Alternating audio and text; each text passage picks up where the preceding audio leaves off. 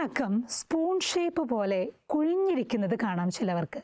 അതിന് പറയുന്ന പേര് കൊയിലോനൈക്യു എന്നാണ്. അയേൺ ഡെഫിഷ്യൻസി അനീമിയ ഉള്ളവർക്കാണ് ഇത് പ്രധാനമായിട്ടും കാണാം. അത് നമ്മുടെ ശരീരത്തിൽ അയേണിൻ്റെ അളവ്, ഹീമോഗ്ലോബിൻ്റെ അളവ് കുറവാണ് എന്നാണ് കാണിക്കുന്നത്.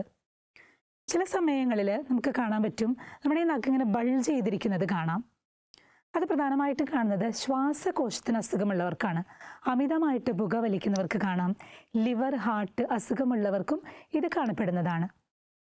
ചില ആളുകൾക്ക് നമുക്ക് കാണാൻ പറ്റും ഈ നഖത്തിൻ്റെ ഉള്ളിൽ ചെറിയ ചെറിയ ആഴത്തിലുള്ള കുഴികൾ, ഒരു സൂചിയുടെ മുട്ടിൻ്റെ വലിപ്പത്തിലുള്ള ചെറിയ ചെറിയ കുഴികൾ കാണാം.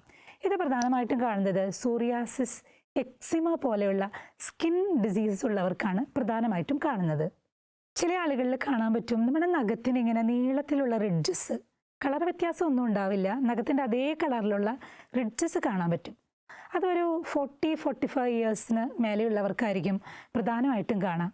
ഇത് സൂചിപ്പിക്കുന്നത് വൈറ്റമിൻ B12, മഗ്നീഷ്യം ഡെഫിഷ്യൻസി ഉണ്ട് എന്നുള്ളതാണ്.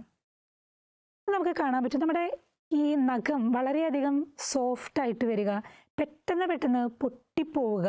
അത് നമുക്ക് ചിലരിലൊക്കെ കോമൺ ആയിട്ട് കാണുന്നതാണ്. ഇത് പ്രധാനമായിട്ട് സൂചിപ്പിക്കുന്നത് നമ്മുടെ ശരീരത്തിൽ കാൽസ്യത്തിൻ്റെ അളവ് കുറവാണെന്നുള്ളതാണ്. തൈറോയ്ഡ് അസുഖമുള്ളവർക്കും ഇതുപോലെ ബ്രിട്ടിൽ നെയിൽസ് കാണുന്നതാണ്.